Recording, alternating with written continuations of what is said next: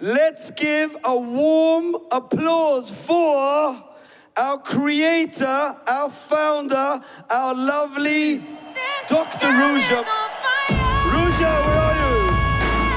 Ruja. In the last 2 years, I've been called a lot of things. Ruja Ignatova, who became known as the missing Cryptoqueen, has been accused of defrauding victims out of more than $4 billion. And probably the best thing that the press called me was the Bitcoin killer. Ignatova is a German citizen who lived in Bulgaria, but now she sits side by side on the top 10 list with cartel leaders, kidnappers, and murderers. That's no accident. We want to be the #1 cryptocurrency out there. Ruja Ignatova tricked 3 million people with a spectacular cryptocurrency fraud. Wie kann man weltweit ein solches Schwindelimperium aufmachen? Es geht ja nicht um Millionen, es geht schließlich um ein 15 Milliarden US-Dollar Schwindel. She looted several billion euros. Then she disappeared and took the money with her. It was kind of unbelievable world. Of course, nobody could imagine that this was kind of a scam. Ruja disappeared in October, November 2017. That was Ruja's last hooray, the last time anybody actually saw her.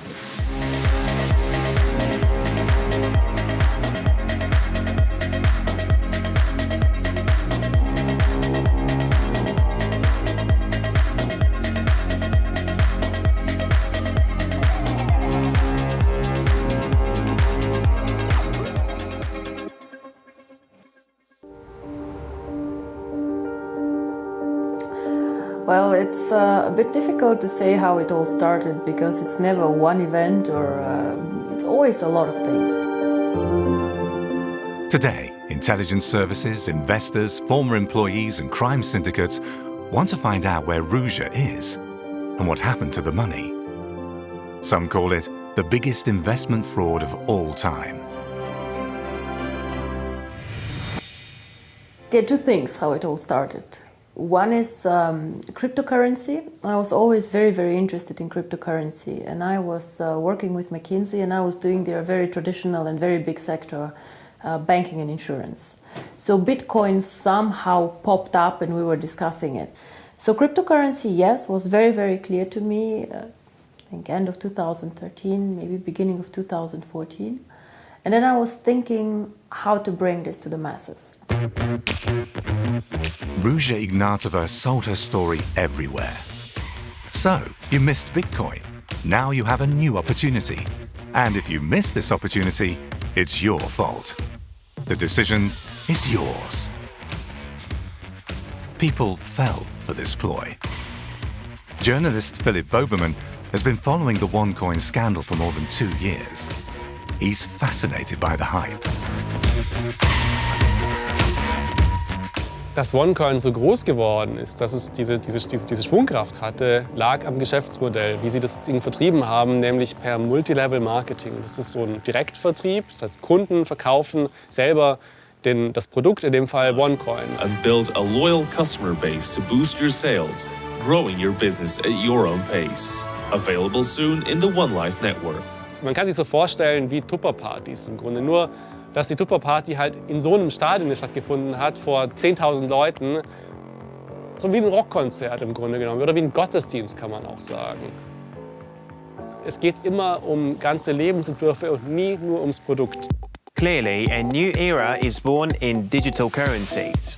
And today, you have the unique chance to participate in this success through a new currency called OneCoin.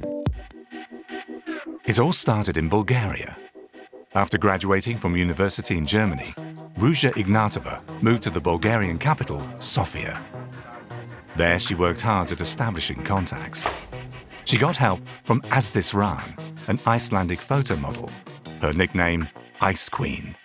I met Ruja 2009.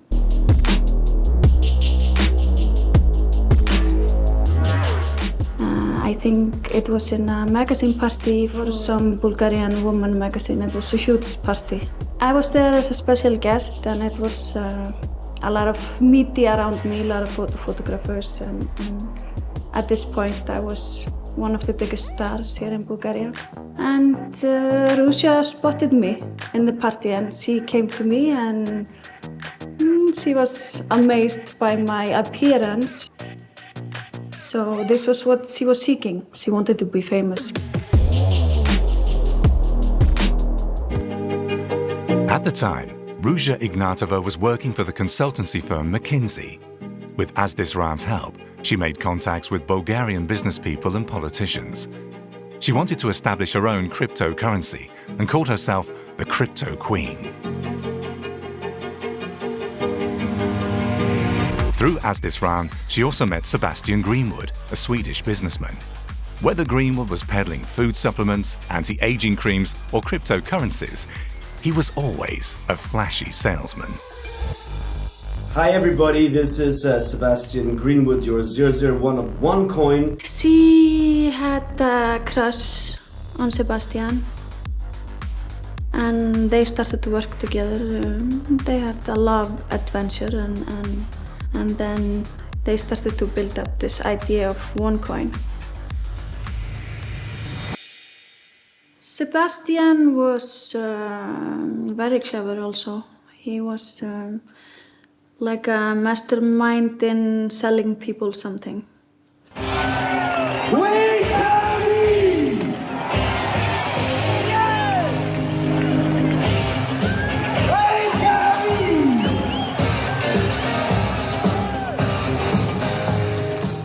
It was nobody else that was in control of the company. It was only Ruja and Sebastian.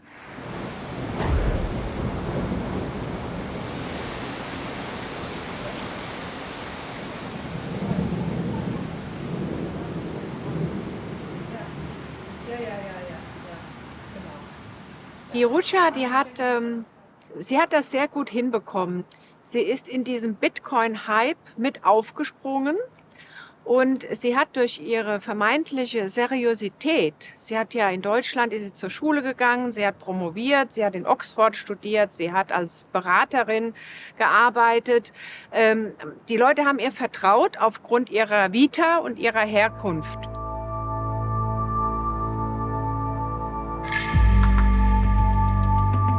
Ruja Ignatova grew up in a small town called Schramberg in southern Germany. After the collapse of the Iron Curtain, the Ignatov family moved from Bulgaria to Germany. Ruja Ignatova was 9 years old at the time, and her brother Konstantin was 4. Even back then, she stood out because she was clever and wanted to get to the top. Wenn man ihre Schulkolleginnen und Kollegen hört, hat Ruja ein besonderes Flair um sich gehabt. Mit knallrot geschminkte Lippen, also das sieht man ja heute noch. Ja, das ist ja ihr Erkennungszeichen bis heute geblieben.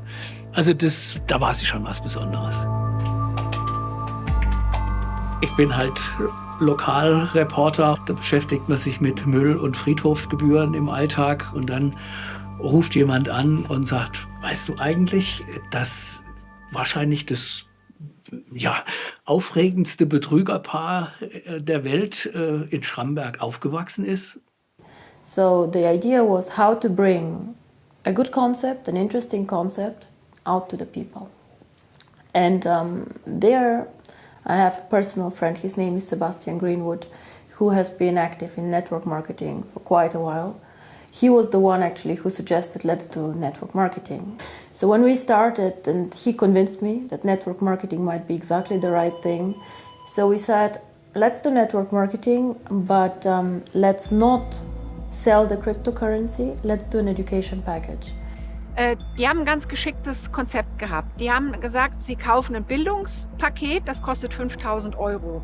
Für dieses Bildungspaket erhältst du als Gegenzug 60.000 OneCoin-Token. Die waren einfach nur in dieser Firma virtuell. Und die geben an, ein Token hat einen Gegenwert von 4 €, sind das 60.000 mal 4, 240.000 €. Das heißt, eine fast 50-fache Wertsteigerung meiner Investition.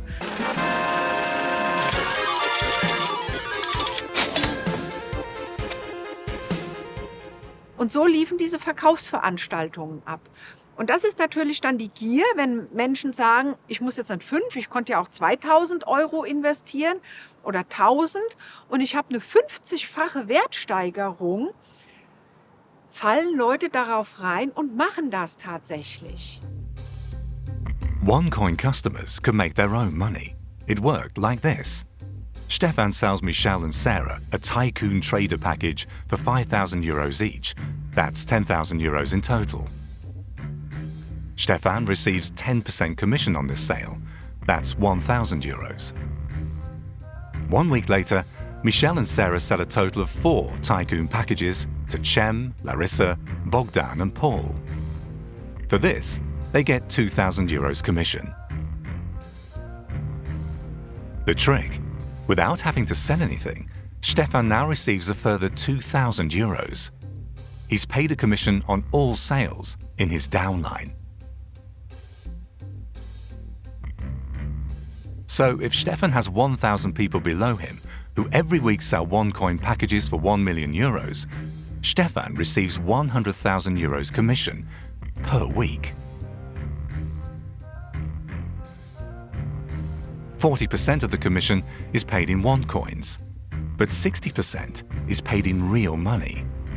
So Stefan earns €60,000 every week. A lucrative business for a tiny number of people at the top of the pyramid. Everyone else earns very little or nothing at all. A classic Ponzi scheme. With the first month when this was starting and the money just started to flow in and another business meeting after another business meeting that was very successful all around the world. And it was like, first it was like thousands of people, then it was like 100,000s and it became millions. Ruja Ignatova invested most of the money she earned in property. In March 2015, she bought a famous restaurant in the center of Sofia for €4.2 million. 3 months later, she acquired a second building directly opposite the National Parliament for €5 million, both landmark buildings. 1 year later, in June 2016, she built a villa in Sozopol on the Black Sea coast and bought a hotel right next door. The price tag for both properties, €15.4 million.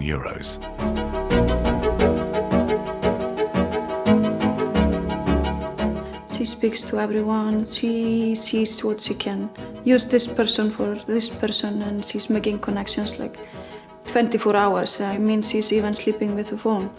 And she's texting in the middle of the night even. It's crazy. I mean, she was texting like completely 24/7. But she was working on connections. And this is... She was working. 24/7 she was working. By November 2015, she was worth €1 billion, thanks to the money from all the investors she had cheated. Now her biggest problem was what to do with all this cash. Today we opened officially the new OneCoin office, and I don't remember who joined me actually when we started up this company, but I remember very, very well. We were 3 people starting up, and then the growth exploded.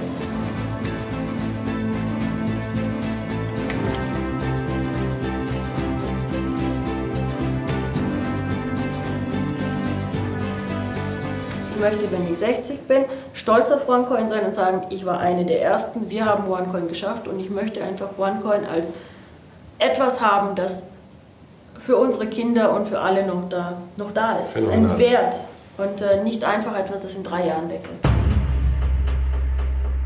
On paper, OneCoin kept increasing in value. The exchange rate for the fake cryptocurrency rose daily. Initially, a OneCoin was worth a few cents, but its value rose first to 4 and then to €42. But this exchange rate was completely made up. Investors were only able to exchange small amounts as appetizers to keep them happy.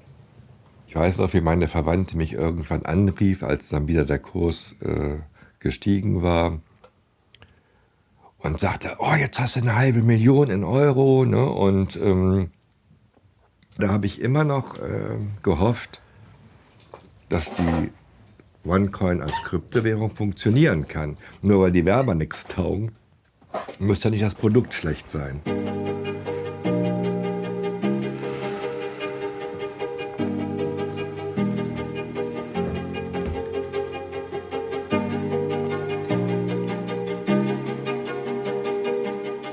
In April 2016, he transferred his funds to the bank account of a shell company near Münster, Germany, IMS Limited. Using this trick, Ruja Ignatova and her helpers collected money from all over Europe. More than 88,000 transfers were made to OneCoin's accounts in Germany by the end of 2016. This added up to a total of more than 320 million euros from all over Europe. The company near Münster was just one of many located all over the world, and the 320 million was just a fraction of their combined income. OneCoin went global, and many of the people who sold it became millionaires.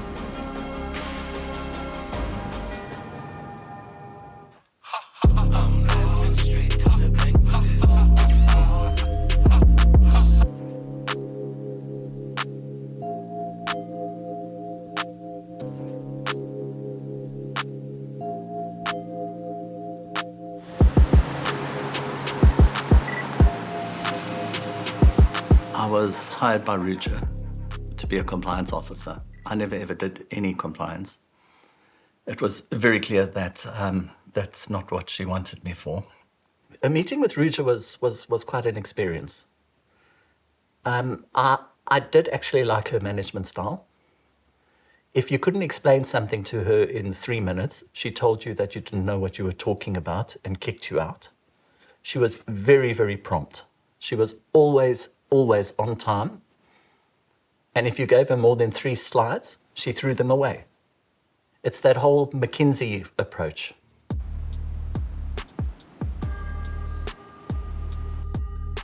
Using her investors' money, Ruja Ignatova also bought herself a flat in London.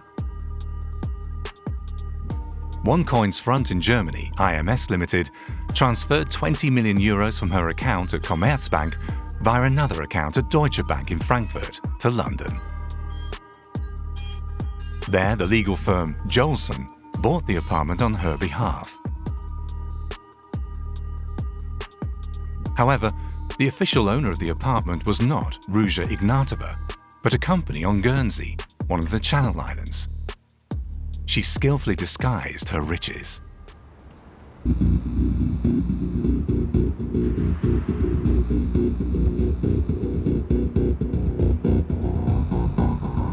Wembley Stadium, the home of football. I mean, it doesn't get bigger than this. This is where only the biggest rock stars get to appear. This is where the Queen hands out trophies to sports teams. Ruja, at one point, had an event there, which had about 20,000 people, and that was about the high point of the whole exercise. She was able to say, I sold out Wembley, which she did in a way.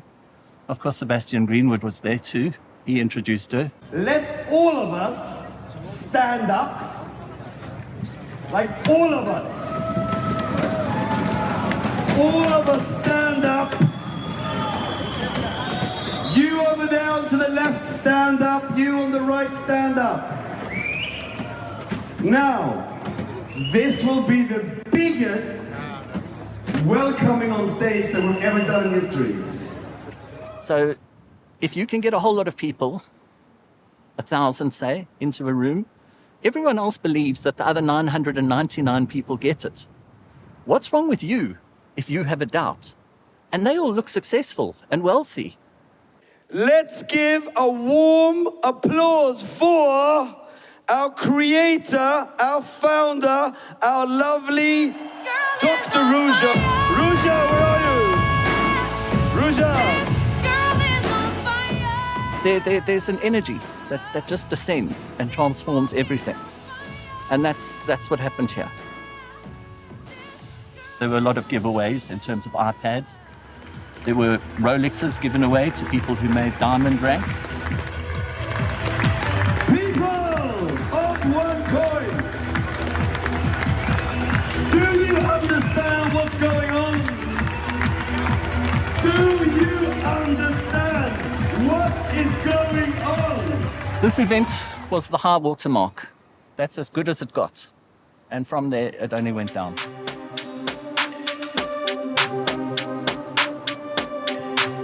"2016 was OneCoin's most successful year. They opened companies all over the world, and all over they found people who believed their promises. Such as here in Uganda.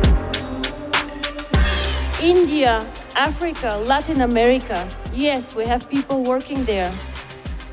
These markets are extremely important for us because the unbanked are there, our customers. It was around 2016. Me as a student, I had no money. So I had to sell some of my goods, like 2 goods, so that I can actually make 700,000 Ugandan shillings, which was the first package, the starter package. We as a family, we invested in $3,500. Yes, it was the savings of many years working. My mother was very, very angry when she waited and things were not happening, and we had used her money for something she wasn't understanding. And on top of that, we gave her a lot of hope that didn't happen. Developing countries such as Uganda were extremely important to OneCoin. There were millions of potential customers hoping to find some way of getting rich quick. In many of these countries, the banking sector is only lightly regulated, and the authorities don't look too closely at what's going on. OneCoin found lots of investors in China, Brazil, and Vietnam. From there, the scheme spread to other countries in Africa and Latin America. Ruja's brother, Konstantin Ignatov, was also involved in the scam. Konstantin is Ruja's younger brother. But I really did not think that he was part of it.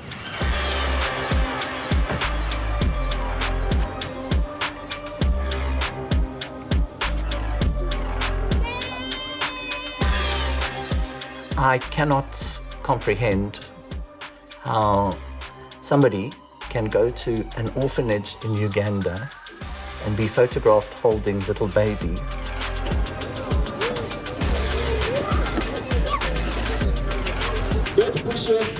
Then spend the rest of the day scamming Ugandan parents.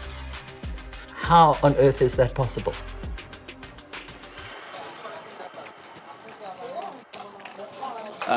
The local Ugandans, the people they scammed, they are less rights here.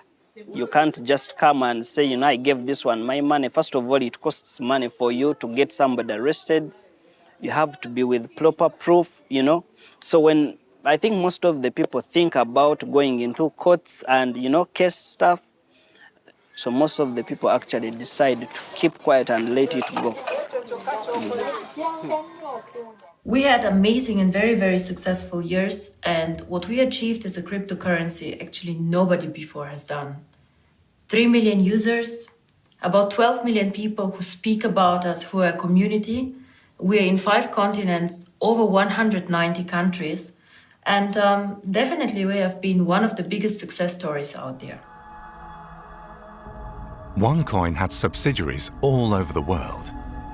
The first ones were established in Hong Kong and Dubai. This is where it all started in 2014. Then, OneCoin opened bases in Bulgaria, Germany, and London. More shell companies in Europe, Asia, America, and Africa followed. By early 2017, OneCoin commanded a global network that operated in more than 190 countries. In some of them, it's still active today.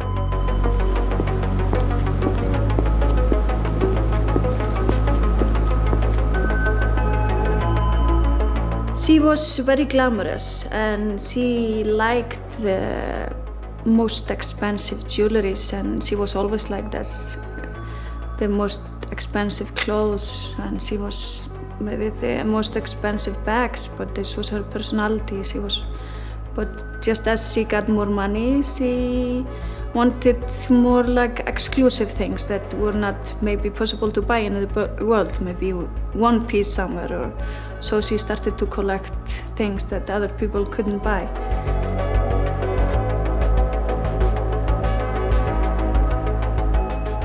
Any visit to London involved a lot of shopping, a lot.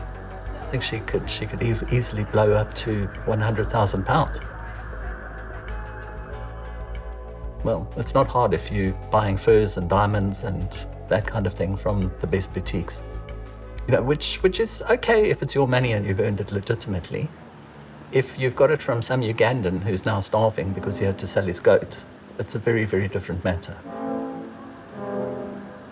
Ab Ende 2016 waren auch die Amerikaner, also das FBI, hinter ihr her. Und ab 2017 ging es richtig los. Da gab es eine Interpol Working Group, die Operation Satellite. Da hat sich dann die Schlinge wirklich um ihren Hals zugezogen.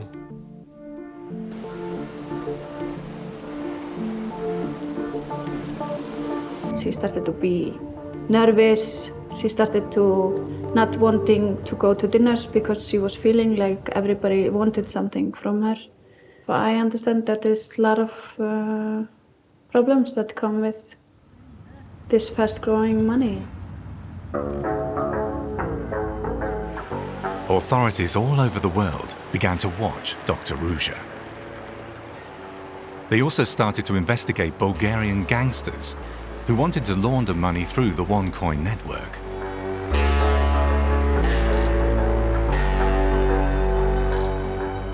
We know that they had a problem, that they had sold more coins than they could fake generate. And they had piles of cash that they couldn't launder. Now that's a very nice problem if you're a criminal. But unfortunately it got solved. When I was first interviewed by Ruja, she told me that she was absolutely dependent on Frank Schneider. Frank Schneider is like this James Bond type character who actually incredibly was head of a secret service and just generally being her right hand.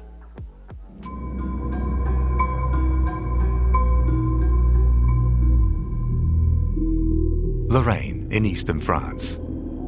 This is the home of Frank Schneider. Until 2008, he was the chief of operations for Luxembourg's intelligence service. Then he started his own private security firm. He worked for Ruja for nearly 3 years. Actuellement, je suis en mesure de détention à la maison. J'ai un bracelet électronique. Si je m'échapperais, je suppose il y a des alarmes qui se déclenchent quelque part et la recherche commence.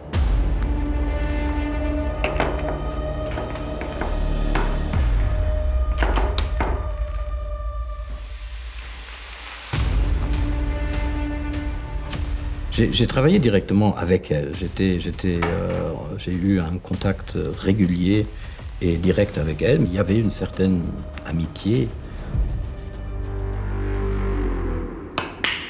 Souvent, avec mes clients, après un certain moment, j'ai cette relation parce que, en fait, ils se sentent qu'ils peuvent me parler de tout, et d'ailleurs ils peuvent, parce que je garde le secret.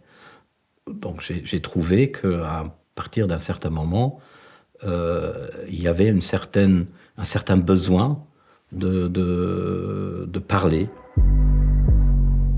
Frank Schneider spied on OneCoin critics and sued them for slander. This way, he stopped news of the scam from spreading. He knew that OneCoin was being investigated.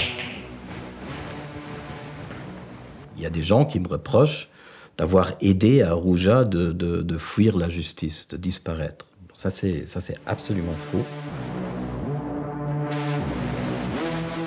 Elle était au courant qu'elle était sujet, elle était d'ailleurs officiellement mise au courant qu'elle était sujet d'investigation.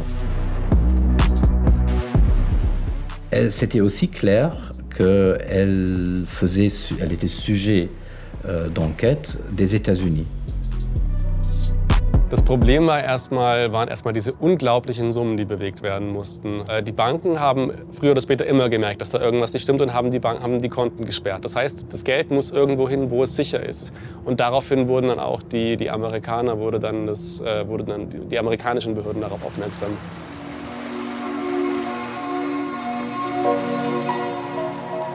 In summer 2017, Ruja started getting worried. She'd learned from Frank Schneider that the FBI was investigating her. She withdrew to her villa in Sozopol.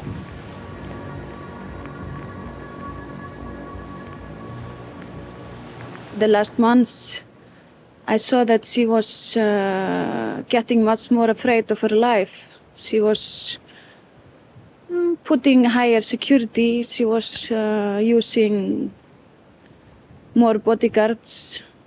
And I saw she was afraid. It was the first time that I saw that she was afraid of her life. And she didn't want nobody around besides me. Yeah, I'm sorry that I didn't know at this point that she had these huge problems. I would probably have done something differently.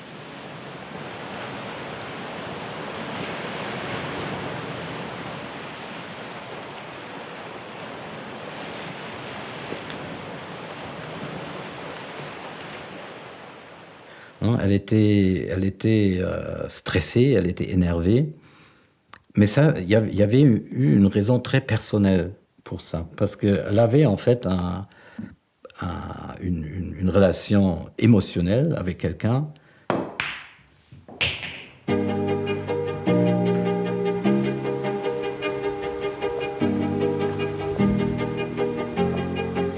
And then it was one person that came in, but that was Gilbert.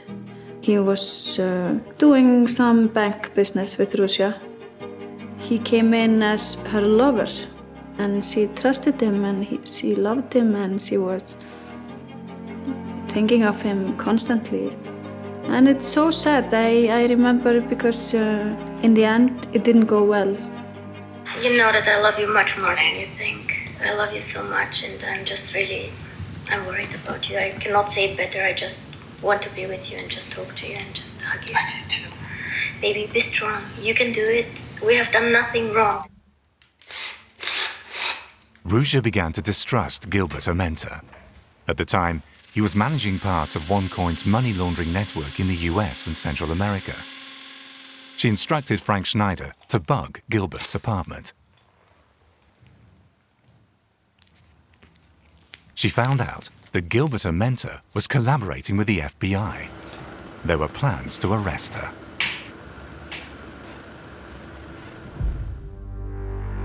Elle a réalisé que Gilbert avait en fait un double agenda. Gilbert a travaillé, ou était forcé peut-être, je suppose, par les Américains de travailler contre elle. Donc elle était au courant que cette relation émotionnelle était en train de se développer dans une sorte de bizarre de entrapment par les Américains. Gilbert, what the fuck is wrong with you? Like, really? I never thought that you're like a spineless asshole, are you? Well, the big issue right now is... No need. I don't want to hear it because it's actually very clear. It's just like shit, like everywhere, just dirt. It's disgusting, actually. So, yeah, I think. I mean, she was extremely devastated when this happened. Then I think she didn't recover after this. In July 2017, she threw her last big party in Sozopol on the Black Sea coast. The party was, as always, a lavish affair. Everything was paid for with the money of OneCoin's investors. It was amazing. I mean, I have so many good memories. It was a big stage here, tables. It was like a huge wedding, everything white. Sebastian was here, her partner, her husband. Everybody was here.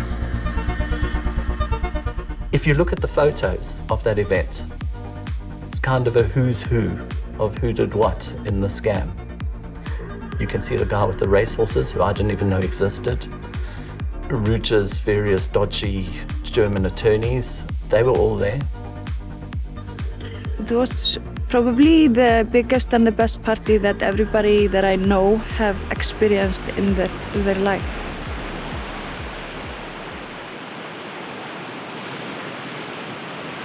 Asdis suspected that Ruja was hatching a plan.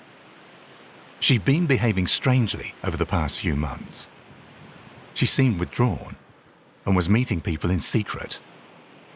Asdis knew that something was going on, but didn't know what.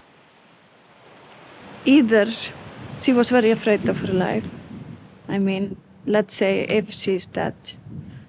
Or she was planning disappearance and leaving everyone that she loved. So I guess if you have to prepare for this, to disappear from everyone in your life and the whole world, it must make you crazy. Ruja disappeared in October, November 2017. I was in the office in Knightsbridge and I got a phone call and he said, well, nobody can find Ruja. We have no idea where the hell she is. I check her Viber, WhatsApp, Instagram, Facebook, and she's not online for 12 hours and I'm like, what the fuck? So I thought, okay, something is wrong. And nobody could answer me for months. The OneCoin world wasn't used to Ruja Ignatova being silent because she was the one making the decisions, and only she knew where the money was. So everyone hoped that she would resurface once again.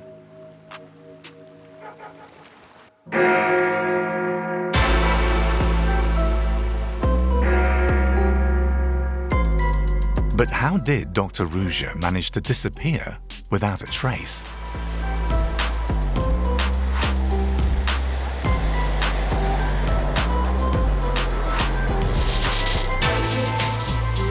Ruja disappeared in October, November 2017. Next thing we know, Konstantin is suddenly in charge. You here are the biggest strength of us. All of you out there created this amazing, great network are the biggest strength. Hello everybody, I hope you're doing very well. My name is Konstantin Ignatov and I'm head of the Sofia Management Group. I'm also head of the GLG and the Inner Circle.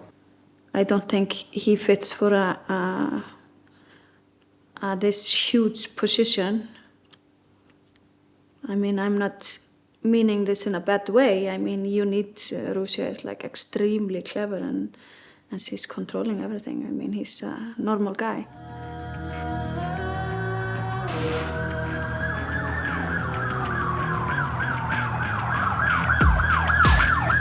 Konstantin Ignatov was head of OneCoin until March 2019. Then he was arrested during a trip to the US. He cut a deal with the authorities. In exchange for a reduced sentence, he agreed to talk.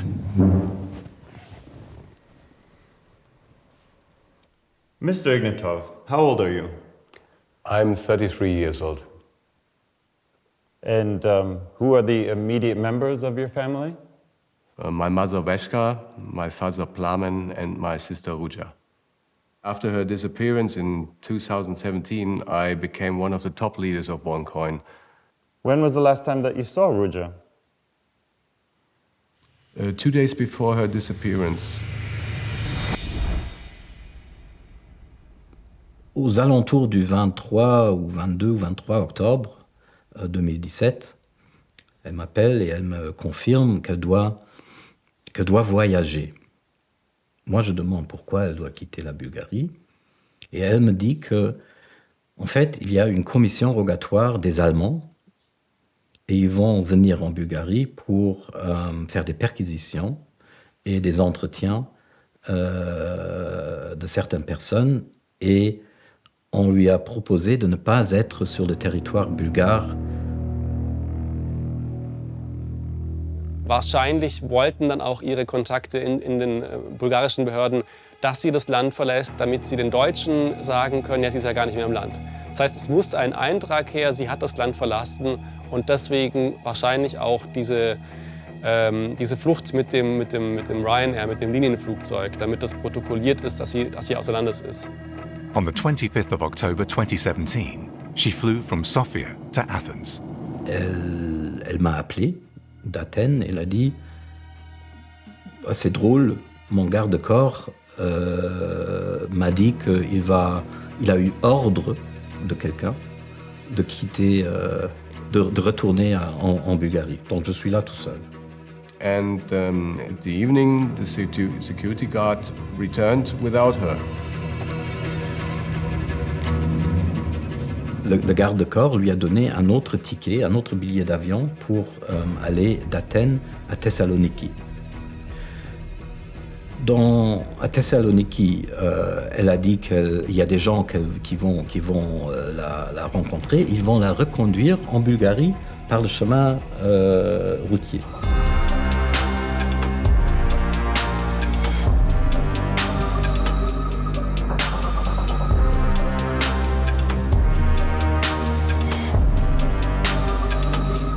Puis je reçois un texte, 2h, 3h du matin, en anglais, « Home safe ».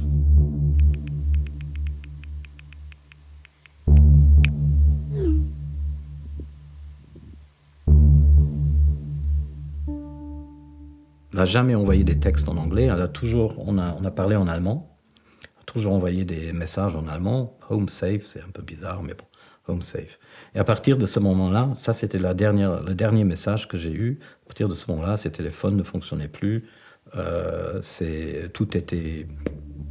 n'y avait rien qui fonctionnait. Weltweit sucht die Polizei nach dieser Frau, Ruja Ignatova, bekannt als Cryptoqueen. We're offering a $100,000 reward for information that leads to her arrest.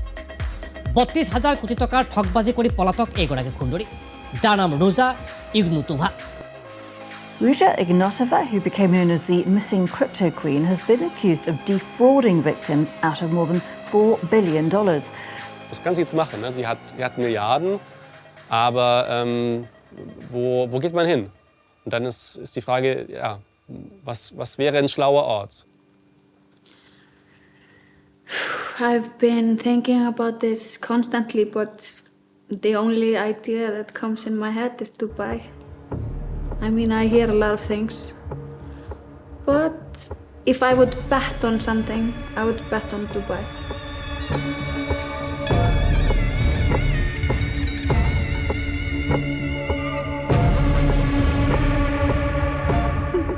No, I went there with my previous boyfriend.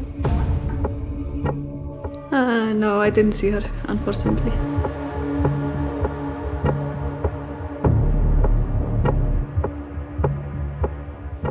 In June and July 2016, Ruja Ignatova ordered IMS Limited to transfer 75 million euros to Georgetown in the Cayman Islands.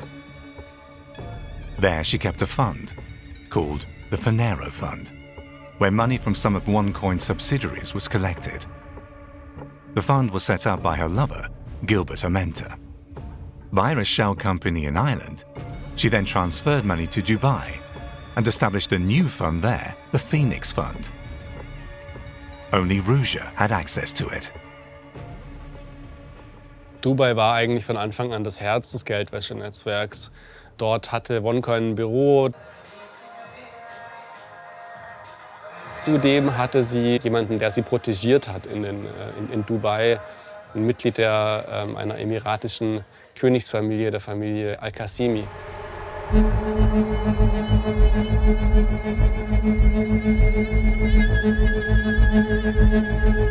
Wir wissen, dass er Geld von ihr bekommen hat. Er hat ihr eine Banklizenz verkauft für eine zweistellige Millionensumme.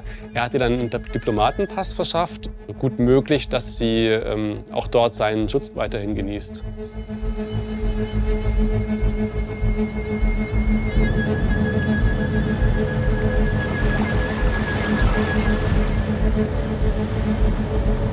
Ich glaube, dass Ruja sich stark verändert hat, als sie untergetaucht ist. Sie hat ja vorher schon Schönheits-OPs machen lassen. Wenn man alte Bilder anguckt, wenn man neue Bilder anguckt, sieht sie ja anders aus.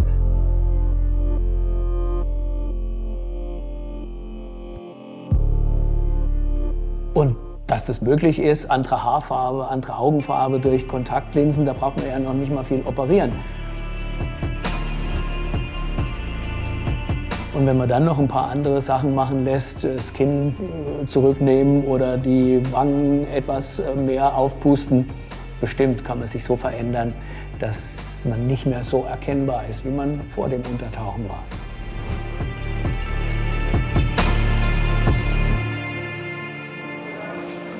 Selbst heute machen die OneCoiner ja weiter. Es gibt ja noch heute Netzwerkveranstaltungen von OneCoin, als wäre es eine ganz normale Netzwerkfirma. Es geht weiter, als wäre es eine ganz normale Firma, weil die Leute damit weiter auch Geld verdienen. Es ist immer noch ein Betrug, der weiterläuft. Nicht mehr dieser Mega-Betrug natürlich, aber immer noch genug, dass halt einige Leute davon leben können.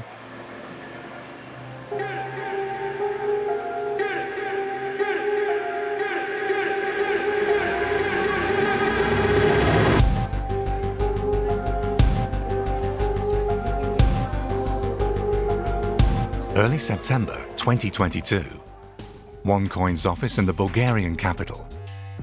The name has been changed a bit, but it's the same scam, run by the same people. Well, first of all, my name is Tommi Vuorinen. I'm coming from Finland, and I've been in this business already since 2014, amongst the 300 first ones.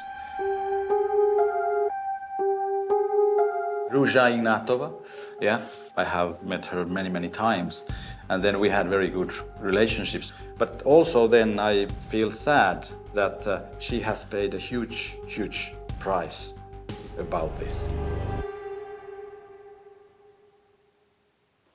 This is one ecosystem. OneCoin was the former currency in the company. But today it's totally renewed brand. We have totally new company behind everything. And we only use word one about our currency. But the database and the people, partly the same, of course, from the past. Everyone has their coins as they had before in OneCoin.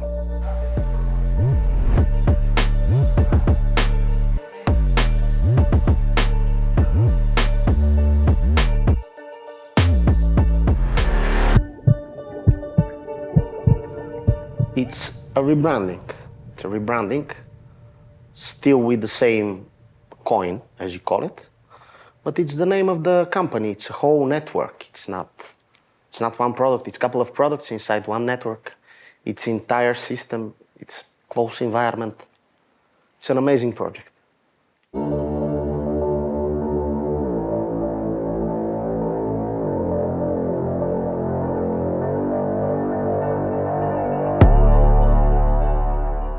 Nowadays, I don't really think too much about her anymore. And actually, one mistake, what I think there has been, is that it's too much about Ruja. Ruja did the Ruja. If you say that, okay, company has sold education with 4 billion euros, or company has scammed 4 billion euros, total difference. So who has been scammed and which way? And they have got, of course, their educational materials, what they have bought. So I can't understand. This is like a total, misunderstanding. You can say 8 years misunderstanding from medias worldwide. A misunderstanding that authorities all over the world view as a scam. And this scam has made some people very rich indeed. It's still unclear how much money OneCoin generated. In the US, investigators believe the damage to be at least 4 billion euros. But some documents suggest 12 or even 15 billion euros.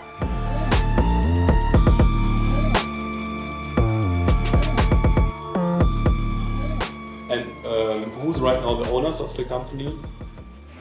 The owners of the company. There is a corporate, it's a group of people.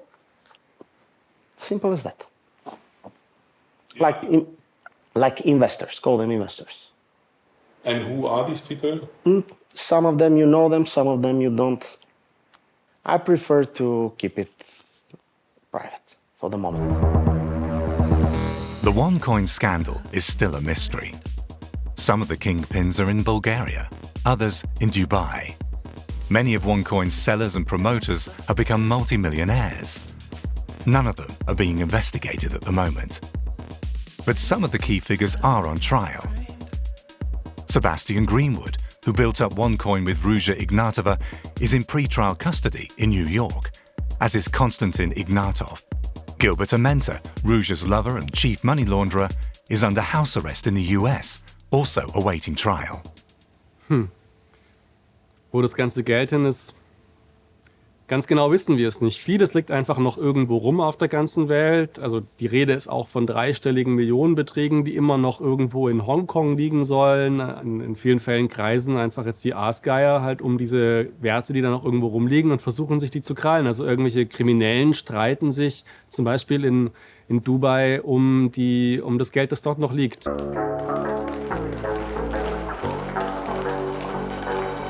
The investigators are also trying to get their hands on OneCoin's fortune in order to compensate the victims. But finding the people behind the scam is proving difficult. And there's still no trace of Ruja Ignatova.